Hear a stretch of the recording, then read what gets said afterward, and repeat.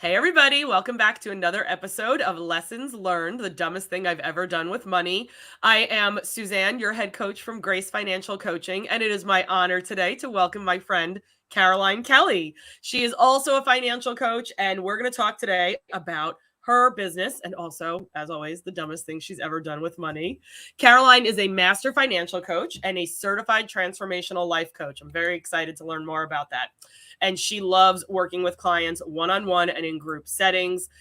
Caroline helps her clients overcome relationship challenges, which take a toll on us in our life, but also in our money. I think people underestimate how hard it can be to win with money when you're having relationship problems. And Caroline uses her personal experience, her knowledge, and her coaching to help those clients make intentional, customized plans that address their emotions and optimize their behaviors. And her ultimate goal is to help them with a better financial future and legacy. So Caroline, you do so much for people. I'm so happy to have you today. How are you? Great, Suzanne. Thanks for having me. I'm so Yes, excited to be on Caroline and Lessons her Learned. husband are probably two of the nicest people in the world. So if you get a chance to meet them, you are a very It's a lucky mutual individual. admiration society for you too. I Oh, love the I show. know, I know. I had lunch with Caroline and her husband at our last coaching conference, and we probably could have sat there all day, right? Yes, Yeah, yes, I we mean, could. we literally could have sat there for the rest of the night. Coaching conference be be damned. We would have sat there for the rest of the night. And I learned so much from you guys just in that hour. So before we get into the dumbest thing you've ever done with money, tell me more about your coaching practice and specifically the life coaching. Well, at Caroline Kelly Coaching and Fit Financial Coaching, what I do is I work with individuals not just on their finances, but on their behaviors behind their finances. So we go deep into those behaviors and issues that are currently happening and also happened in the past that they can't get over that are causing and showing up in their money.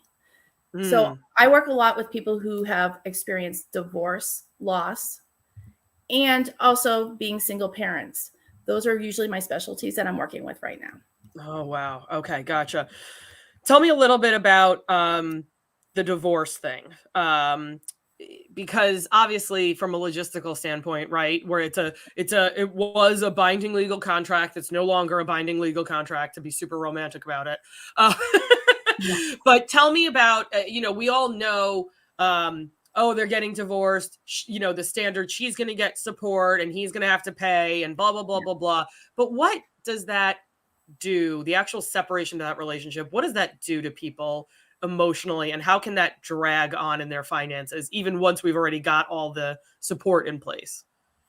Well, we know as coaches that money fights and money problems are one of the biggest issues and challenges when it comes to marriage, and one of the biggest reasons why people do get divorced. But as people get divorced, they're not addressing those issues to move forward in their life. That's why your divorce rate is even higher in your second marriages. Those issues are things that I'm working with. And really, we have the emotion of the relationship, especially when kids are involved, that are going to be dealing with for years. This is somebody you're attached to for a long time, even though the relationship has ended. And really, one of the best things I do when I work with clients in that realm is to really look at the fact that this relationship has turned into a business proposition now. It's Transaction, taking right? Yeah. a business transaction over the emotion of the actual divorce. Wow. Okay, so I had no idea that the divorce rate was higher for second marriages. So what is an example of something that somebody carries from their first divorce into their second marriage and then causes that to become a second divorce? They just avoid the issue. It was always the person, right? That person's the problem. That issue is the problem. They were this, they were that. We never look and say, wait a minute, what did I do? Where did it go wrong? And Gotcha. as a coach, I'm sitting there with them saying, listen, do you want it to happen again? Do you want this to go forward? What do you want the next future to look like? Let's take care of this now and find out what are your values and how does that show up in your future spouse. Yeah. Okay. So what we're doing is we're blaming the person at the time that it's happening, and then we're continuing to lay blame on that previous person or that one previous issue, and we never address ourselves. We never put that mirror. It's so hard, isn't it, to put that mirror on ourselves and say, oh, this is what's going on. Yeah. What is that silly cliche? No matter where, and it's true, right? This is why we have cliches. No matter where you go, there you are. There you Like are. no matter where you take yourself, you're always with you. That's right. Wherever you are, there you are, right? And Yeah. that's the thing is what you do you want to be, and how do you want to show up, Oh, and how does love that it. reflect in your future relationships?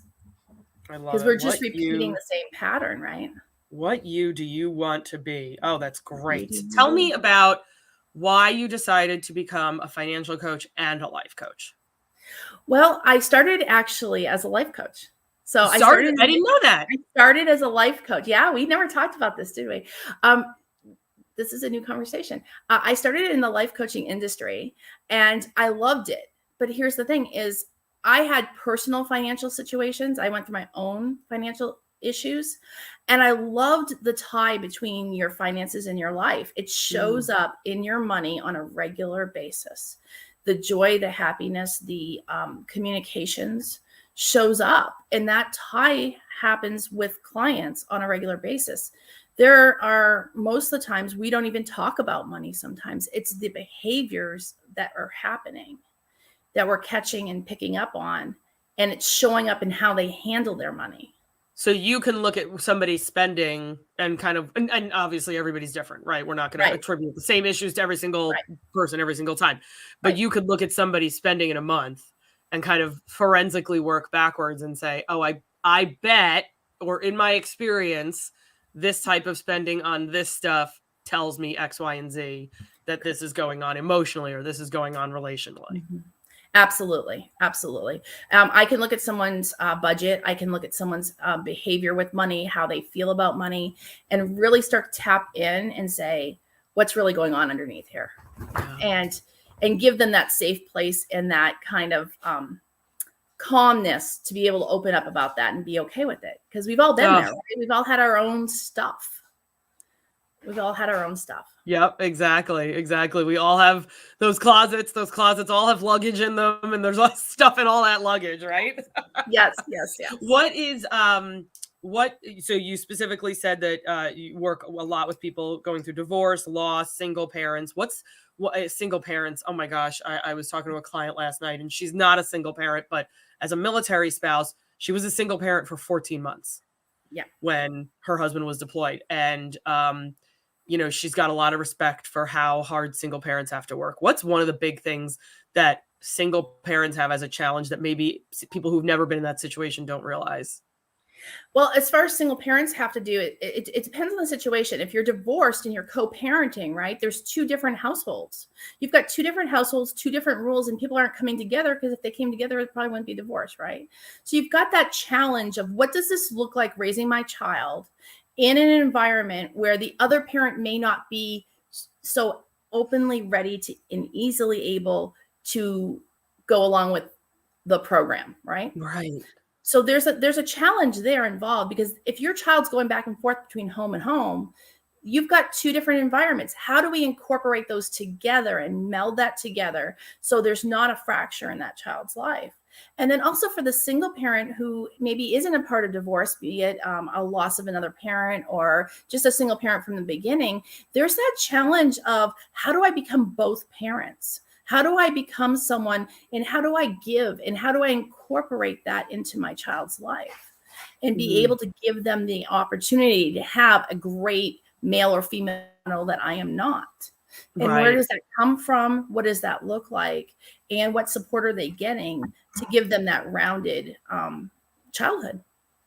Yeah, that's unbelievably difficult. I didn't even think about the two households with the two different sets of rules. That actually arguably could be harder, couldn't it? It's absolutely harder. Actually, Okay. I've lived this, right? My husband's amazing, like you said. I love him to death, but he is my second marriage, and my son is a product of my first marriage. So we live this day in and day out, and we saw what this looks like, and it is a challenge. It can be done. It's overcomable, and it is able to be done, but it is something that you have to work on intentionally to do. Yeah. Yeah. It's every time I've asked you something, you've pointed out the fact that something can be done about it. And I love that about you. Yes. Thank you. Thank you. So, Caroline, I created this show to help other people realize that we all make financial mistakes, even if you and me are part of the experts now. Yeah. And I hope that other people can learn from our experiences. So, Caroline, what is the dumbest thing you've ever done with money? Well, Suzanne, you don't become an expert without doing the dumbest thing in the world, right? Right. So what I did was I actually gave the power of my money over to other people. I really didn't value my money as a foundation of my future. And I valued other people and utilized the money to show up in that value over other parts of my relationship. So I was newly divorced. I got out of a divorce and I got into a relationship with a con man. And basically what happened was I believed in something I wanted and I didn't do my work after my divorce. And so it all ties together with what you were saying. And I really didn't do that work, right? And when I didn't do the work, I didn't value what was important for me. And because of that, I ended up in a huge amount of debt, which of course got me into my financial coaching because I realized that how the relationship between my wants and my life coaching and my finances were showing up. So can we delve a little bit deeper into that? Sure. What Yes, did we, yeah, not exactly, but what it was basically a situation of your money. So like from a logistical standpoint, right? It's Caroline's money, but it was going to fund something else that wasn't necessarily Caroline's goal or Caroline's dream. Is that accurate? Correct. I got into a relationship, got engaged to an individual, and we were going to be building a life together. And oh, by the way, this person had a profession, and let's just go ahead and make a business out of that. And it was nothing I wanted to do. It was not my future. And I went into the relationship completely debt-free. I was like, oh, this is awesome. But I didn't pay attention to how I spent my money, even being debt-free. I just outmade my money. And when it came down to it, that other individual just started spending. And my personal finances had to help start funding the business. And I went down that rabbit hole. Wow. Okay, I need to survive this month. I need to swipe that card. I need to survive this month. Yeah. And I'll worry about it next month. It'll get better. And right. And you made a brief mention of what Dave Ramsey likes to say. We try to out earn our stupidity, right? We try to out earn our stupidity. And looking back, that could be a little painful to hear like, oh, that was my stupidity. But we've all done it, right? We've all had those months where we're like, you know what? I'm going to power through it. I'm going to try to bring in this extra income. I'm going to sell something on eBay. I'm going to try to, basically what you're doing is you're trying to out earn your stupidity. Right. The business will turn around. There was money coming in. It was a viable business, but the spending by the partner was just out of control. Right. And it wasn't going to get under control. What do you think causes overspending in general? Not this particular person. I think that there's a numbness. We get a numbness. I mean, we got a lot going on in our society, right? There's a huge numbness we just get on this hamster wheel and we're running. We're getting up in the morning. We're rushing out of the house. We're rushing to work. We're in traffic. We're doing all these things. We're getting to work. We're behind on projects, whatever it is. Now we've got our family on our mind and what's going to happen for dinner and after work and all these other things and soccer games, everything else. We never have a moment to calmly sit back and look. And in a blink of an eye, a year goes by and you're like, where did it all go? Yeah. Yeah. And in that year, you can also look at your bank account and you can say, where did it all go? Where did it all go? Yeah. Whatever happened to right. I make 60,000 a year. I make 80,000 a year. I make 100,000 a year. Where did it all go? Where did it all go? I had 50 or 60 in the savings account. Where did it go? That money was for a car. That money was for home repair. Where is that money? And then you forensically look back, right? You start to go back in those accounts and then there's a huge shame involved. There's a huge emotional shift of what am I doing? And then that makes it worse, right? We tend to go backwards even further instead of moving it forward. So as a coach, those moments we start to say, hey, listen, these moments happened. Do you want it to happen again, or you want to move forward? Right, right. Do you want to change it? I have one client I'm thinking of who, if I had her pull up her Amazon account on the screen, would be very shamed. Yeah. I have, because I know your affiliation with the military. I have a client who's a rock star. She is a rock star. She is a single mother in the military, Oh, has been a single mother for over 10, 15 years in the military. She did what they tell you to do, right? Buy a house, move, don't sell it, rent it out, right? She ended up 6 figures in debt. I mean, huge oh, 6 figures, almost 7 in debt. And she's a rock star. She's retiring 20 years in the military this year. She's going to be debt free pretty much the day she retires, oh, and have her emergency fund. But she kicked it for the past couple of years in gear. And one of the things was those behaviors in her previous relationship, how it was showing up in other relationships, and also just her taking control of it and being like, yeah, that was wrong. And we're at a point where she gets to laugh about it now. I did that and it was stupid. I'll never do it again. I felt right. it. And that forgiveness of being able to say, I'll never do it again, and getting away from it, and gives you those opportunities to be able to move forward. Well, good for her. I know you were a very big part of that for her. So it's a I'm one of her congratulations biggest, are in yeah, order for you too. thanks. So She's a rock star. yeah, let's go back in time. If Okay. you could go back before your dumbest thing, what would you change? To be honest with you, what I would change is I would have halted dating. Okay. I would have I halted dating and healed myself. Gotcha. And really sat back and did what I said. I was so numb and just really was lacking in a relationship for 18 years. And I was like, what am I holding myself back from now?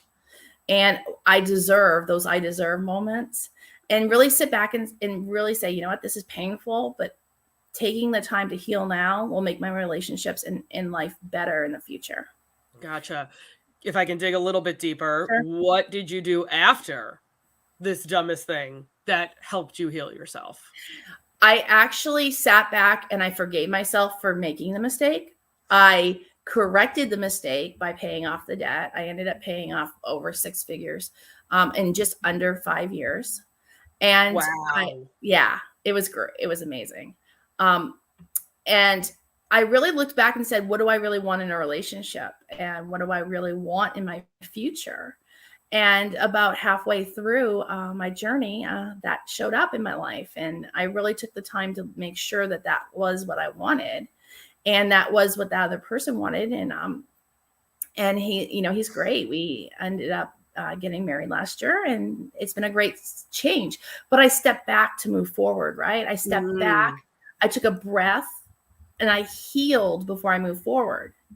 And I think that it's really easy sometimes when we physically get hurt to be able to, you got to put the foot up if you break the ankle or whatever. And we get to that point when we're healing that we feel like we're better already, but the doctor's like, no, you need to still keep it on or whatever. And you're like, why?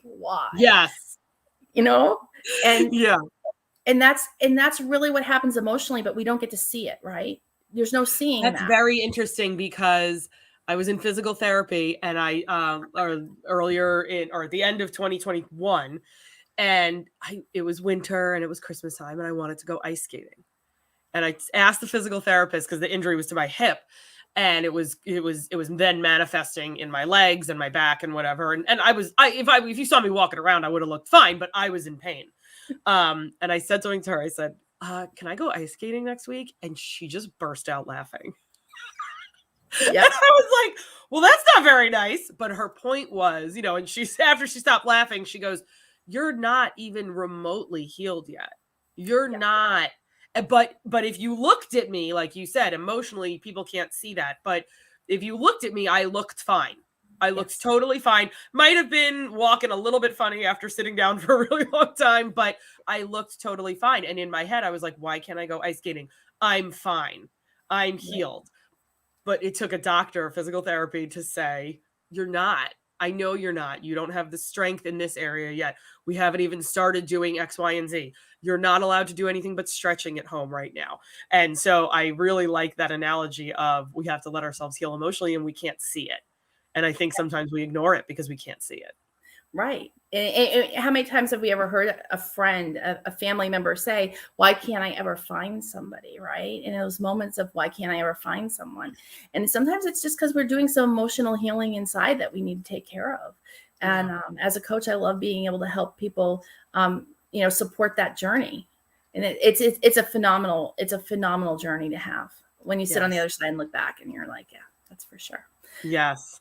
Well, if anybody wants to reach out to Caroline for life or financial or both coaching, all of her contact information is going to be in the show notes. And Caroline, it's been great talking to you today. Always is. I knew we'd go a little bit long, but we stayed on track.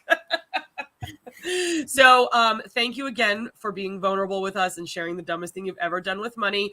And I've seen a couple people jump in and out of the live stream today. If you missed the beginning of our conversation, check out the Grace Financial Coaching YouTube page and you can catch the whole replay there. Thank you again, Caroline. Good to talk to you. Thank you.